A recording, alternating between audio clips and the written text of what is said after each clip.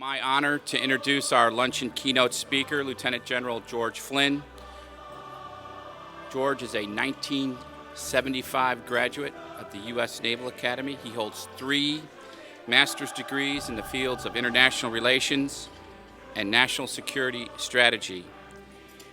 He is a thought leader in both the joint world and especially in the Marine Corps, and in one way or another has been responsible for training and education for the majority of Marines who are in service today. A Marine artillery officer, he has commanded Marines in 8 tours.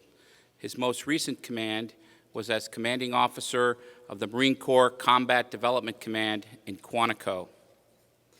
Immediately prior to that tour, he was the Deputy Commanding General of the Multinational Corps Iraq in 2008.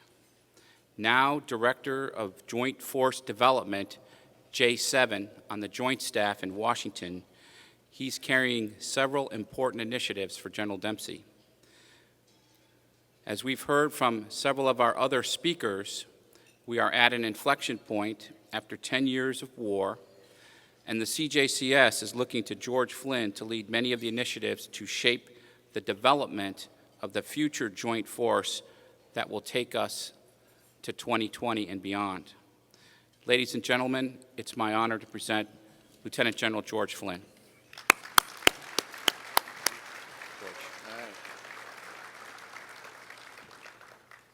Okay, it's a pleasure to be here, and I want to set expectations here pretty quick. Okay, I'm from the Joint Staff, and I'm here to help. The other thing is, since I got here this morning, at least 10 people have come up to me and said what a wonderful speaker Admiral Mullen was, and he really hit it out of the park. I wonder if you can do as well. And then I caught the chaplain praying for me today. So I'm not sure what your expectations are, but I know you had Admiral Gortney here from the Joint Staff. He's my director. He was here, I guess, on Tuesday. And it just goes to show you that when you take a look at him and take a look at me, that there is a normal height requirement on the Joint Staff. Honored to be here today, honored to be talking to you about what we're doing within the J7. But first of all, I'd like to thank Sergeant First Class Petrie for being here today, recipient of our nation's highest award for valor.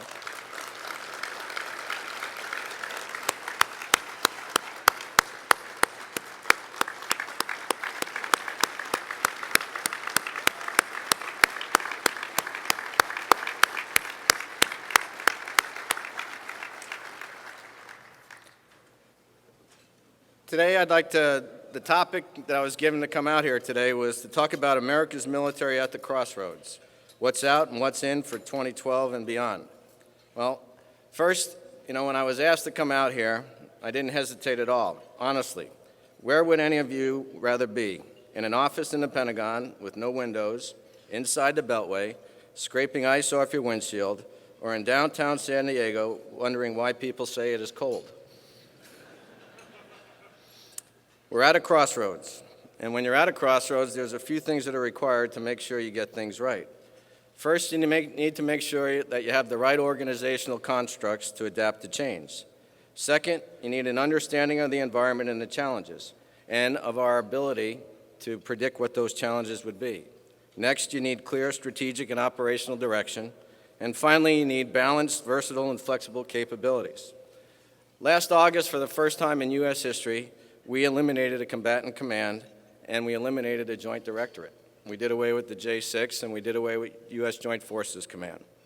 And we created a new Joint Staff Directorate, in essence, the J7, which is the directorate I lead, which is the Directorate for Joint Force Development. We did this for a number of reasons. We wanted to bring the core elements of joint force development, joint training, education, doctrine, lessons learned, and concept development experimentation under a single Joint Force Directorate, in order to improve our effectiveness and responsiveness of the joint force development process. This was really a major paradigm shift. And as we know, change is not easy, and it is necessary if we're going to adapt. And trust me, we are still working through some of the changes of that reorganization. By bringing these responsibilities directly under the chairman of the Joint Chiefs of Staff, We have flattened the organizational construct in order to ensure our ability to adapt our force capabilities at a pace that is necessary to match the speed of change. When General Dempsey took over as chairman, each of the directors received a letter from General Dempsey on what his initial expectations were and what our initial task would be. My letter said that I was now going to be the keeper of jointness. In other words, I would ensure that jointness stayed within the joint force and that when we developed capabilities, we had the joint force in mind. The 4 key tasks I got was to make concept development experimentation relevant to building Joint Force 2020. And again, we're focused on building Joint Force 2020. That's not the end state. I guess it is the end state, but we're going to be building the force as we get there. Next was to develop a comprehensive plan to promote the knowledge, skills, attributes, and balances that define our profession of arms with leadership at its core. Make sure we learn the right lessons of the last 10 years of conflict, and lead a re-examination of joint professional education to make sure that we have it right. When I took over, we wanted to know what the why of the organization was, and the why of the organization is simple. It is about jointness. It's about pushing it deeper and faster into the force than ever before. Jointness is achieved through a continuous joint force development cycle that is enhanced by discovery. We actually go out there now and talk to the force and say, hey, what are you doing? And maybe we can spread that out to the rest of the force. We are looking at our lessons learned, and we're also now scouting out an industry to maybe capture those things and bring them into to our capabilities sooner than later. It is also created by doctrine, lessons learned, and education, and it's improved, and we improve the capabilities through focused concept development experimentation, and we sustain our capabilities through education, training, doctrine, and exercise. The results of this continuous process is a joint force that is trained and equipped to meet the challenge of what's sure to be a complex and uncertain future. If you have any questions now, I'm not going to bore you with a PowerPoint slide of our organizational construct. Take a look at Joint Forces Quarterly first quarter, and it tells you the whole story. Okay, there is no doubt that if you like challenges, if you like complexity, if you like uncertainty, the future security environment is likely to be everything that you want it to be. In other words, if you like today, you're going to like tomorrow. Gone are the days of certainty of the bipolar world and the luxury of a single threat, providing clarity for our various capability development processes. Our challenge is to be ready for the expected and the unexpected. As General Scales once said, we'll never get the future 100% right. We can't afford to be 100% wrong. So the first step in that is to have as best an understanding as you can of the world that you're likely to face. The world in which we will operate today and will likely operate in the future will be characterized by the following. Adversaries who seek adaptive advantage through asymmetry and technology, sometimes their approach will be the most cost-effective. The potential rise of peer competitors in niche areas, adaptive adversaries, both state and non-state actors, who take advantage of our vulnerabilities. And some of our vulnerabilities include our processes. You know, our force development process grinds at a very slow pace. And what I'm saying here today is I don't think we can keep up with the changes that we're going to have to make if we stay with our current processes. Asymmetric approaches will be a cost-effective approach to our expensive technology approaches at times. There will be the continued potential of weapons of mass destruction proliferation. There'll be a development and proliferation of aerial denial and anti-access weapons. Fiscal reality, we are in an era where we'll have to make choices. I used to say when I was the commander of the Marine Corps Combat Development Command, I'd walk into a room and I'd say, you can have anything you want, just ask. And everybody smiled. And then I said, but you can't have everything. You're going to have to make a choice. And that really is the era that we're going to be in. This new era that we're in is not going to be about making do with less or doing more with less. This new era really should be about doing what we should be doing with what we have. And how you frame those choices is going to be a key to the force development process and key to the days ahead as we approach the budget rollout. There will be a proliferation of precision on the battlefield, which will change the fundamental approach to the way we look at our 6 warfighting functions, all our warfighting functions on the battlefield. We're going to have to spread out. We're going to have to be able to stay connected. We're going to have to be able to mass at the right time. We're going to need new levels of mobility and combat support and combat service support. And we're going to have a requirement to achieve vice assumed domain dominance across multiple domains to include that new domain of cyber, which is man-made and ever-changing. And we're going to have to deal with traditional geographic impediments to access. Clearly, we have not seen an operational environment like this in our history. I personally believe that it will be further complicated by the pace of challenges and change that are likely to arise. Things will happen faster and faster in a way that will demand action quickly. Our challenge in force development is how to guard against the unexpected, what some would call the black swan. The black swan is that outlier event outside our normal thinking that when it occurs has extreme impact. How do you do this and not go broke? This is at the heart of our dilemma. Obviously, the first step is to understand the challenges of the new environment and our limitations to getting it right. Balance and reversibility will be key to what we do. And why do I say that? Before Secretary Gates retired, he said that we had a perfect record after we left every conflict. We guess wrong 100% of the time. All right? Sometimes what we think the future is going to be is not always what the future is going to be. And the challenge now, clearly in force development, is when you think you have the right solution, you have to make sure that you have balance, flexibility, and versatility in a force that it can deal with that unexpected, the black swan, if you will. The challenge there is that is not always affordable, or it is not always the most cost-effective option. On the morning of 9/11, which was a black swan event, the QDR was being debated in the Pentagon. On that morning, we thought that all we would need in the future was ISR capabilities and precision, and that everything would be okay. We were eliminating many ground forces. We had guessed on the future, or we had seen the future with perfect clarity. And everything changed that afternoon. And we realized that we needed a total different force structure to deal with the challenges that we're dealing with currently today. So the challenge is how we do this is not to kid ourselves and not to cheat at solitaire, and to really, try to predict the future as best we can, but to also then, have in reserve, if you will, the capability to deal with what doesn't happen.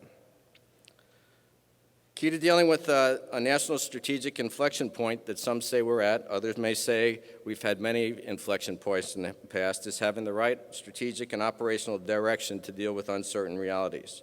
The recently released strategy, Sustaining U.S. Global Leadership Priorities for 21st Century Defense, provides the overarching guidance to ensure that our military is agile, flexible, and ready for the likely and unlikely full range of capabilities.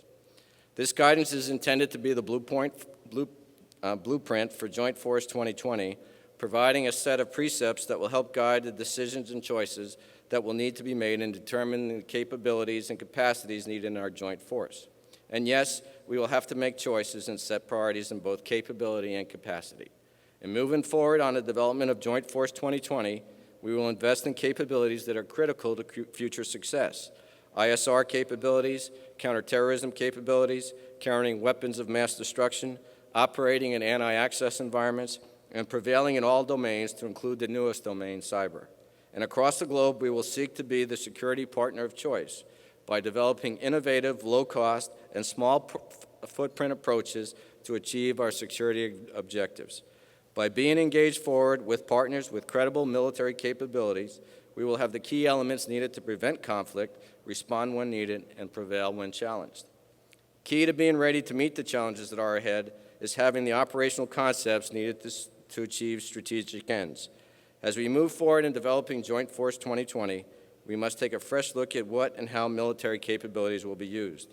Specialized capabilities like Special Operations Forces and cyber capabilities will be increasingly critical and central to a force that must be able to achieve cross-domain synergy via a networked approach. Now, a lot of people, when we released the Joint Operational Access concept, said, what the heck is cross-domain synergy? And what is this networked approach? So here it is from the horse's mouth. Cross-domain synergy is the complementary, vice merely additive employment of capabilities in different domains, such that each enhances the effectiveness and compensates for the vulnerabilities of the others, to establish superiority across domains that will provide freedom of action required by the mission. Did I make myself clear? The Joint Operational Access concept envisions a greater degree of integration across domains and at lower echelons than ever before. So here's the simple approach. Everybody's familiar with combined arms, right? The application of fire to enable maneuver.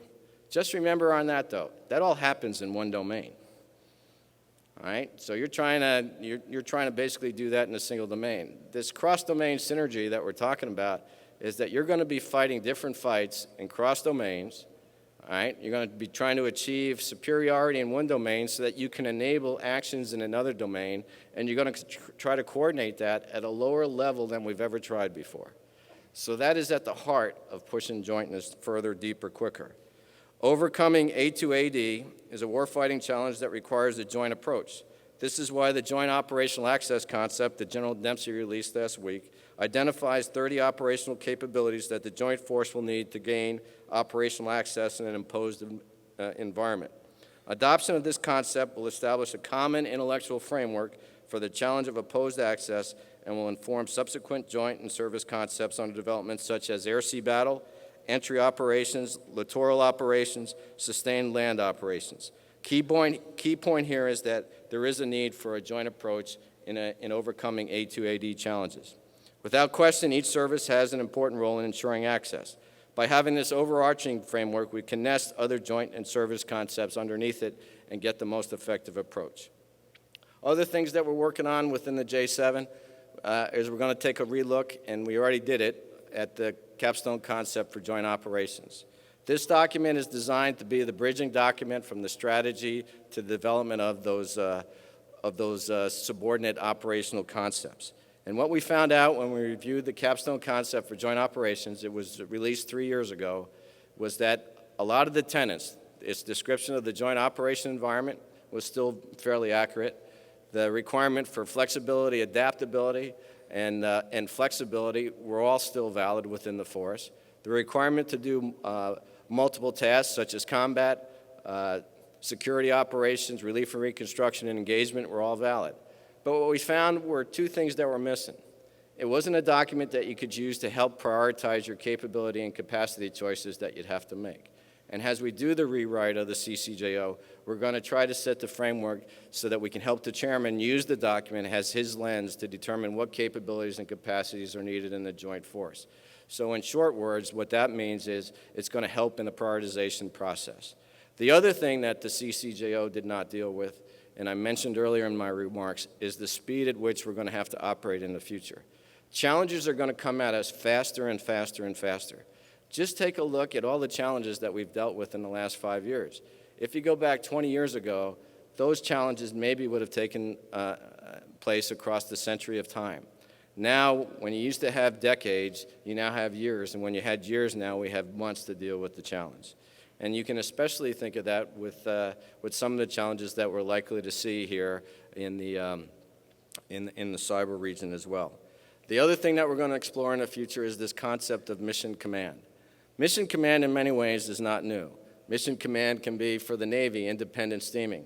You know, the submarine that leaves port and gets told to come back when all its tubes are empty. For the land forces, mission command could be maneuver warfare. But why we're looking at mission command now, it's about the key reason why we're looking at it is how do you develop leaders? How do you develop leaders to be able to function with the massive information that they're going to be presented with, and for them to be able to make choices simply based on commander's intent? Equally as important, what do you do when we disconnect them? You know, we now have a decade of fighting where we've always been connected to somebody else. What happens when we get disconnected and no longer are we as robust in our command and control? Will the force still be able to operate to achieve its objectives? And that's why we're going to be focusing on mission command. The other part is we're going to continue to look at ways to challenge our combatant commands in our joint exercise program. You know, traditionally what we normally run is about 2 exercises a year for each combatant command. What you can see in those exercises in the future is that maybe we'll combine exercises between combatant commands so we can start dealing with the seam issues which are between shared geographic boundaries, and also the allocation of resources, and also the integration of cyber into those exercises.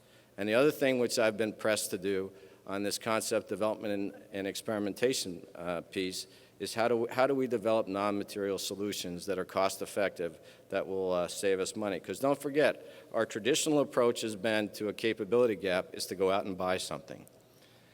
in this new resource environment, maybe what we have to do is figure out how to use something that we already have differently to achieve the same effect. And that's something that is still very much a work in progress in this new organization. The last thing that we're working on is the re-examine of joint education for two things. First of all, to make sure that we can take all these leaders that have been challenged for the last 10 years to make sure that we continue to challenge them and prepare them for the challenges that the complexity and the uncertainty of the future. So development leaders is a key part of that. The other part is to make sure that in all areas, just like as we're looking at in areas such as force structure and in programmatics, is we need to make sure that for the money that we're spending on education, we're getting the right dollar investment back in return. So that's what it's like leading a new organization in change. Those are the challenges that I see. And I'll be happy to take your questions. I thank you all for the support that you give to all of the services, to the Joint Force, and especially to all the groups out here who support our wounded warriors and our military dependents and families. It is much appreciated. With that, thank you very much, and Semper Fidelis.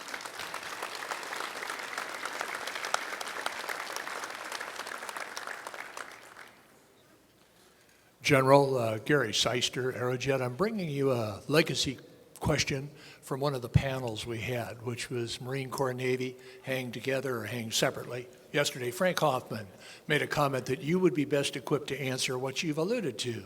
But you've taken a rather large headquarters, say 2,000 to 3,000 people, eliminated it, and put it in a directorate at the JCS. How do you propose to carry Joint Forces Command, the load? You talked about education, a really important piece, but the other important pieces in there. How do you propose with a limited staff to carry those forward, sir? Hire the right people to help you out. Actually, one of the things that when we first took over this, to give you an idea of the size of the directorate now, we have about 100 people within the joint staff that work within the Pentagon. We have about 900 folks who work in Suffolk at the Joint Coalition and Warfighting, so about 900 there. And then I also have another organization that I took ownership of, the Joint Personnel Recovery Agency, that has about 400 or 500 people. So about a 1,500 person directorate. The key thing is just to be able to keep multiple balls moving in the air at the same time. Sometimes it's like juggling cotton balls in a snowstorm. But the key part is I've had some great leadership. I got some great general officers and senior executive members at Suffolk and also in the Pentagon. And I also got some great people. One of the things that, as we took over this organization, was, there was enough change in 1 year with the disestablishment of the command that we didn't need any more change in organizational construct. So when I took over the assignment, the first thing I decided was I wasn't going to say, hey, I'm here to help and let's reorganize. What we decided to do was to make sure that our processes would work. And here's what we've learned so far. The Joint Exercise Program is functioning well. We have not missed a beat in doing any of our joint exercises.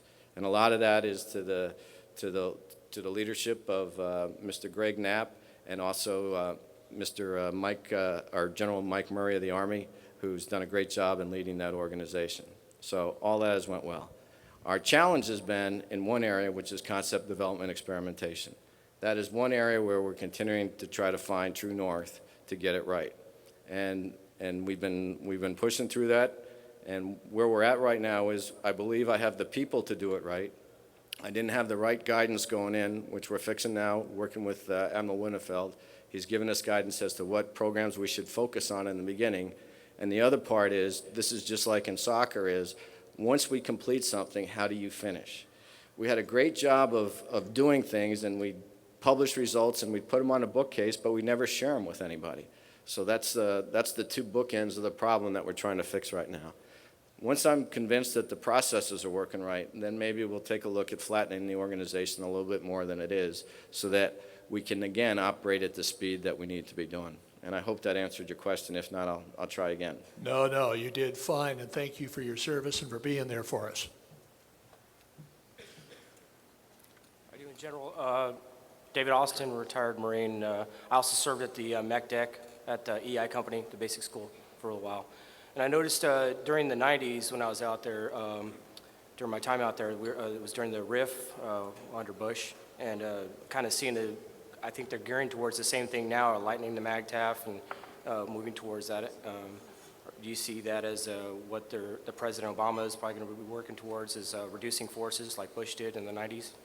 Well, I think as I said, we've entered a new budget environment where you can have anything you want. You just have to figure out how to make the choices.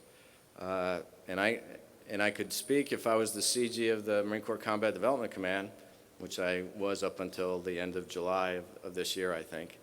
I could tell you how we did the force structure review. The force structure review was designed to prepare the Marine Corps structurally wise for the future. So right now we're at about 202,000 Marines. When conditions are right and we're out of Afghanistan, we will not need 202,000 Marines. We'll need something less. And what the force structure review came up with was about 186,000 was about the right number. And that was based on capabilities. It was based on a review of the war plans. It was based on a review of the likely environment. So the capabilities and the capacities were actually structured to what we were being called to do. In many of the ways, that is what the strategy, because this has been a parallel process that has been working on, and so that force structure is designed for something like that. Has things changed, and they will in the future? Maybe that number is not the right number, but again, when you have the basics of being able to review what you're supposed to do, you can come up with the right capabilities and capacity, and that's why I said in the remarks here that it's all about getting the right direction. And then we'll leave it up to the smart people to make sure that we keep faith with all those who volunteered to serve, to make sure whatever drawdown that we have to do, we do it in a responsible way. So for the drawdown, for the 20%, I'm guessing that you were talking about, are they looking at severance packages like they did for us in the 90s? You know, and this is one of the beauties right now, being on the Joint Staff and not being in the Marine Corps right now. I'm out of touch with what's going on in the Marine Corps, so I can't answer that for you. Roger that, sir. All right, thanks. Dr. Wells. Yes, sir. The question here is joint cross-domain synergy. So given that lots of different efforts in anti-access are going on, lots of I.O. efforts, lots of cyber efforts, where's the belly button for pulling together this cross-domain synergy? Is there a division within J7 that's doing it? How does that work? I think the belly button for putting that together is going to be that as we develop the concepts, as we then take concepts and then go out into the joint exercise program, because there's two different purposes to that exercise program. One is to prepare the combatant commands for current taskings that they may have and to prepare their staffs. The other part is to take some of these concepts that are under development and to actually see if they're going to work. So the belly button for a lot of this is to stay focused on really what the joint force should be focused on in development, which is the integration of capabilities that the service bring to the fight. And we're going to integrate them, I think, primarily through our experimentation program, and then you're going to see some of the experiments being carried out through the joint exercise program, and then our ability then to be able to share that across multiple COCOMs is going to be key. That's why I talked a little bit about changes to the joint exercise program, that what you're likely to see in the future is multiple combatant commands exercising at the same time, integration of cyber into the exercises, and also space at the same time. And then the other part is to come up with not so much a measle-led event, which is where we have cards like I do this, and then you read the card and said, well, I did this, but actually to have somebody thinking on the other side and say, okay, you did that, and here's what I did to you, and not have a script to do it, but you have to do a little bit of free play, and that's where we're heading at. And again, it's a lot to do in a short period of time, but I think I have the talent in Suffolk to be able to do it.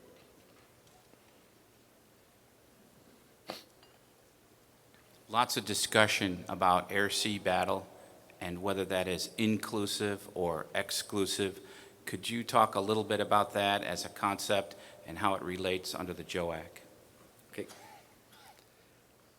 The Joint Operational Access concept is the overarching joint concept.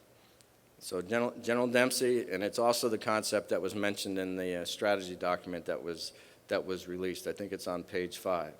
So General Dempsey told me when he wrote that in there is that I needed to be able to cash the check that he put in there. So the joint approach to A2AD is going to be the joint operational access concept. And when you take a look, there's 11 precepts in there. There's 30 operating capabilities. There is more than enough work in there for one service to be able to do by themselves. So the end result, with the challenges that we're likely to face in the A2AD world, is to have things like AirSea Battle, which is dealing with more than one domain. It's actually dealing probably with 3 or 4, all right? But the other part then is how do you integrate that with the joint force, which other things may need to be able to be done to enable AirSea Battle. Sometimes entry operations may be needed for that. Sometimes sustained land operations may be needed for that. Sometimes littoral operations, and a host of other service concepts that may be needed to enable the joint force to be able to do it. That's the key thing about this new directorate a little bit, is to make sure that we focus on what we should be focused on, which is not to get in the way of service developed capabilities, but to have the ability to integrate them across the joint force. I don't know if that answered your question, Pete. Yes, sir. Oh. Yes, sir, General. Could you talk a little bit more about the mission command concept? Are you talking about autonomous commands? Are you, the context I want to put this in is different styles of warfare. World War II, U.S. submarines in the Pacific were sent out, didn't communicate, did their mission, came back.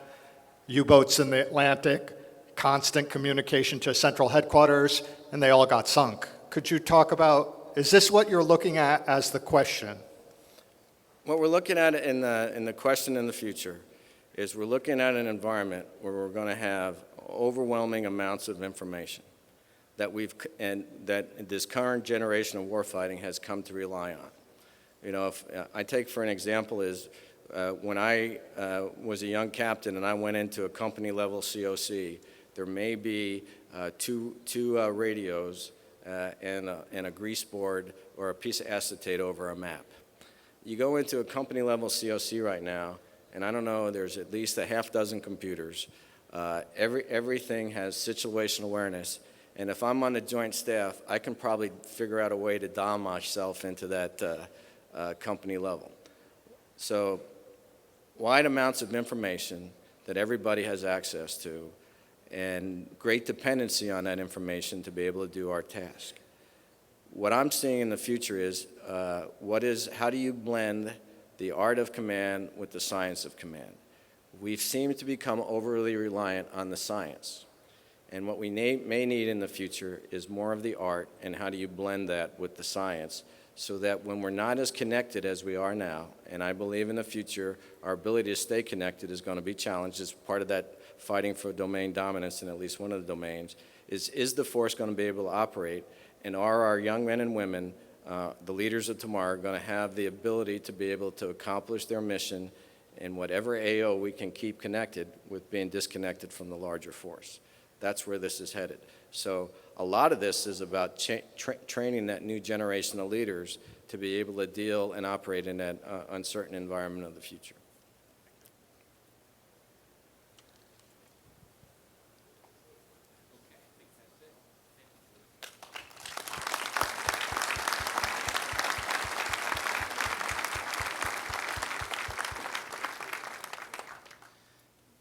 I'd like to thank Lieutenant General Flynn for taking that arduous flight out here and breaking escape velocity standards with the Pentagon to come out and visit with us.